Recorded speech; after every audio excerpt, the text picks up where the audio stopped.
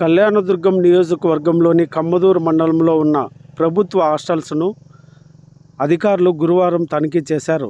జిల్లా కలెక్టర్ ఆదేశాల మేరకు కమ్మదూరు మండలంలోని నూతిమడుగు గ్రామంలో ఉన్నటువంటి ప్రభుత్వ హాస్టల్స్ నందు మౌలిక వసతులను MPDO Salman Raj, Rayadurgam municipal commissioner ఆకస్మికంగా తనిఖీ చేశారు.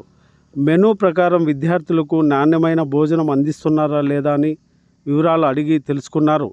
స్వచ్ఛమైన కూరగాయలను విద్యార్థులకు వడ్డించాలని వార్డన్లకు సూచించారు.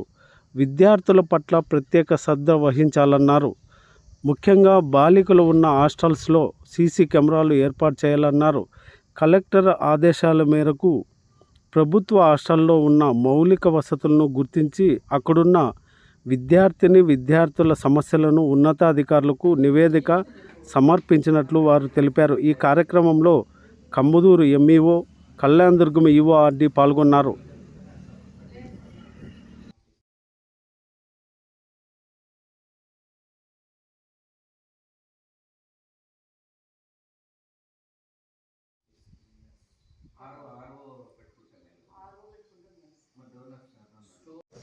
అంటే ఇప్పుడు ఆయన పెట్టిండే ఉద్దేశం లోపాలు కాదు, మెరుగైన సౌకర్యాలు ఏంటంటే